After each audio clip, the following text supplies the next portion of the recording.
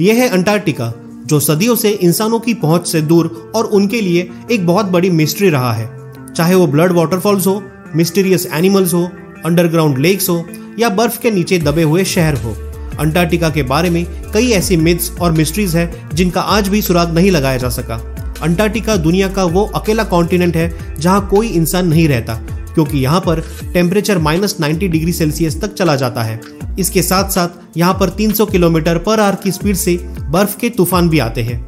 इसी तरह अंटार्कटिका दुनिया का सबसे ड्राई कॉन्टिनेंट भी है, इतना ड्राई कि आपको शायद ये जानकर हैरत होगी कि इसे डेजर्ट भी कहा जाता है, क्योंकि यहाँ पर सिर्फ 51 मिलीमीटर बारिश होती है।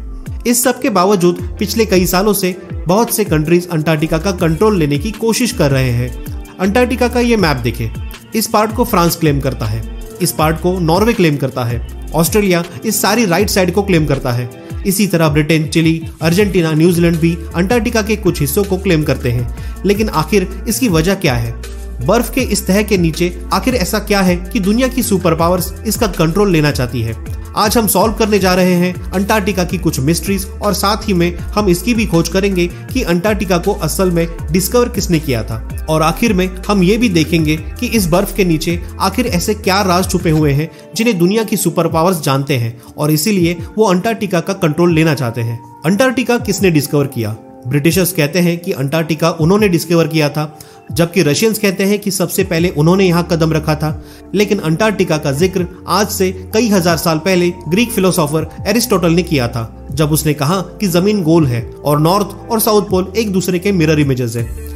2021 में रॉयल सोसाइटी ऑफ न्यूजीलैंड की एक स्टडी पब्लिश हुई, जिसमें यह कहा गया था कि ऑस्ट्रेलिया के पास पॉलिनेशियन आइलैंड्स पर रहने वाले माओरी लोग शायद पहले इंसान थे जो 7वीं सदी में अंटार्कटिका पहुंचे थे, क्योंकि उनकी पुरानी कहानियों में एक ऐसे बर्फीले कॉन्टिनेंट का जिक्र मिलता है जो पृथ्वी की सदर्न साइड पर है। खैर, रिकॉर्डेड हिस्ट्री में ब्रिटिश ऑफिसर जेम्स कुक वो पहला यूरोपियन था जो अंटार्कटिक सर्कल क्रॉस करके यहाँ अंटार्कटिका के पास पहुंचा।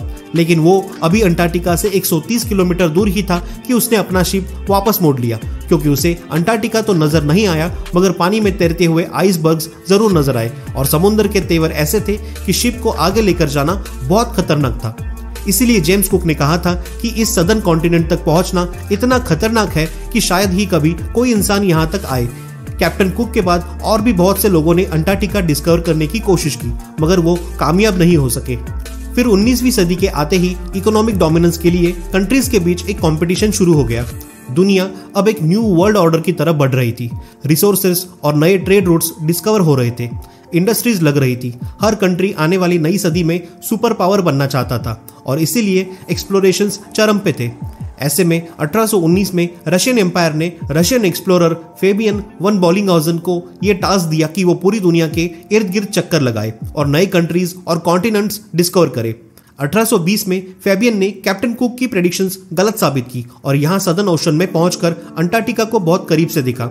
हालांकि उसने अंटार्कटिका पर कदम नहीं रखा था, मगर उसे मॉडर्न हिस्ट्री का वो पहला इंसान कहा जाता है जिसने अंटार्कटिका को देखा था। फिर 1900 से 1920 के बीच बहुत से एक्सप्लोरर ने अंटार्कटिका का रुख किया। British explorer Robert Falcon Scott 1911 में अपनी टीम के साथ अंटार्कटिका पर उतरा और तकरीबन 400 माइल्स तक आगे गया, मगर फिर खराब मौसम और भूख की वजह से उसे वापस पलटना पड़ा। लेकिन वापसी का यह सफर बहुत ही भयानक साबित हुआ। स्कॉट और उसकी टीम सख्त सर्दी और बर्फानी तूफान में फंस गए और इन सब की मौत हो गई। फिर वर्ल्ड वॉर 1 के बाद बहुत सी कंट्रीज ने यहाँ टीम्स भेजी और इस कॉन्टिनेंट को क्लेम करने की कोशिश की। 1939 में हिटलर के कहने पर जर्मन एयरफोर्स ने यहाँ नाजी फ्लैग्स भी गिराए ताकि इस एरिया को नाजी जर्मनी के कंट्रोल में दिखा सके। वर्ल्ड वॉर 2 के बाद बहुत सी कंट्रीज ने यहाँ पर अपने रिसर्च स्टेशन सेटअप किए और यहीं से फिर अंटार्कटिका के बारे में मिस्टीरियस डिस्कवरीज होना शुरू हुई। सबसे पहली और बड़ी मिस्टीरियस डिस्कवरी ये है कि किसी जमाने में अंटार्कटिका पर बर्फ नहीं बल्कि घने जंगल थे। इंपीरियल कॉलेज ऑफ लंदन के साइंटिस्ट के मुताबिक उन्हें यहाँ फॉसिलाइज्ड वुड मिली, जिससे पता चलता है कि करीबन 90 मिलियन ईयर्स पहले अंटार्कटिका एक गर्म कॉन्टिनेंट था जहां पर घने जंगल होते थे। इसके अलावा उन्हें यहाँ कुछ ऐसे इंसेक्ट्स के फॉसिल्स मिले जो सिर्फ गर्म इलाकों में होते हैं।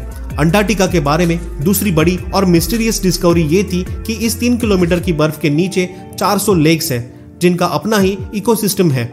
वहां पर ऐसे समुद्री जानवर हैं जो पूरी दुनिया में कहीं नहीं होते, जैसे ये बड़े बड़े स्पाइडर्स और सी थ्रू जेलीफिश। ये बर्फ के नीचे एक अलग ही दुनिया है।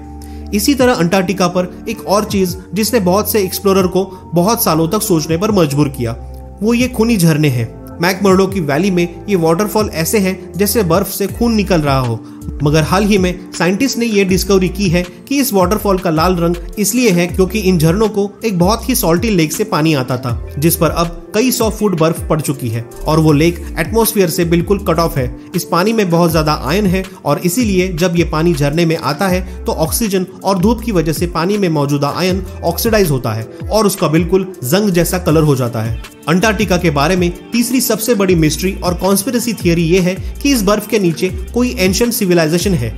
बहुत से लोगों ने ये क्लेम किया है कि यहाँ पर एलियन स्पेसशिप्स भी देखी गई है। 2016 में गूगल अर्थ पर अंटार्कटिका में बहुत सी अनयूजुअल एक्टिविटीज रिकॉर्ड की गई है। कॉन्स्पिरेसी थियरिस्ट जहां इन्हें एलियन यूएफओ कहते रहे, वही बहुत से पॉलिटिकल एक्सपर्ट्स के अनुसार ये अमेरिका और दूसरे कंट्रीज के सीक्रेट एयर ऑपरेशंस है जो वो अंटार्कटिका में कर रहे हैं। और यहीं पर आता है अंटार्कटिका का वो हिडन पॉलिटिकल फ्रंट जिससे बहुत लोग कम अवेयर है। जहां बाकी दुनिया दूसरे जियोपॉलिटिकल इश्यूज में उलझी हुई है, वही अमेरिका, चाइना और रशिया अग्रेसिवली अंटार्कटिका पर एक्सपेडिशंस भेज रहा है। इनफैक्ट चाइना ने तो यहां पर अपने मल्टीपल रिसर्च स्टेशंस सेटअप किए हैं। 1969 की अंटार्कटिक ट्रीटी के मुताबिक कोई भी कंट्री अंटार्कटिका में साइंटिफिक इन्वेस्टिगेशंस कर सकता है, बस उसे इन स्टडीज का रिजल्ट सब कंट्रीज के साथ शेयर करना होगा। 1992 में यूएस जियोलॉजिकल डिपार्टमेंट के सर्वे में ये डिस्कवरी सामने आई कि अंटार्कटिका में 500 बिलियन बैरल्स के नेचुरल गैस और ऑयल के रिजर्व्स हैं। लेकिन चाइना और ये दूसरी कंट्रीज इस ऑयल और गैस के लिए अंटार्कटिका में इंटरेस्टेड नहीं है, बल्कि हाल ही में अंटार्कटिका में बहुत बड़ी क्वांटिटी में नियोडियमियम, प्रेसियोडियमियम, टर्बियम और डिस्प्रोसियम जैसे रेयर अर्थ मिनरल्स के रिजर्व्स डिस्कवर हुए हैं।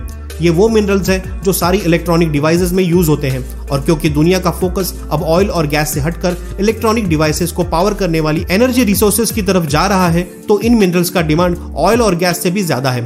इलेक्ट्रिक कार्स और आयन बैटरीज अब फ्यूचर है और फ्यूचर को कंट्रोल करने की ये रेस इन सुपर पावर्स को अंटार्कटिका की बर्फ और तूफानों में ले आई है। अंटार्कटिका की लास्ट मिस्टीरियस डिस्कवरी ये सदर्न ओशन है। दुनिया के खतरनाक तरीन समुद्रों में सदर्न ओशन का नाम आता है। हमारी दुनिया का क्लाइमेट और वाटर सप्लाई ये सदर्न ओशन ही कंट्रोल करता है, क्योंकि ये अटलांटिक और पैसिफिक ओशन के साथ भी मिलता है। साइंटिस्ट के मुताबिक दुनिया का 15% carbon emission southern ocean absorb करता है और ग्लोबल वार्मिंग के साथ साथ इस ओशन की इंपॉर्टेंस बढ़ती जा रही है, क्योंकि यहाँ पर जमी हुई बर्फ पिघल रही है और बर्फ के पिघलने से बहुत से खजाने अब बाहर आ रहे हैं, जिन समुद्रों में कभी इंसान जाने का सोच भी नहीं सकते थे। बहुत जल्द वो इम्पोर्टेंट ट्रेड रूट्स बनने वाले हैं। अंटार्कटिका पर अब भी बहुत सी स्टडीज चल रही है और किसे पता कि आने वाले टाइम में और क्या मिस्टीरियस चीजें अंटार्कटिका के बारे में डिस्कवर होंगी।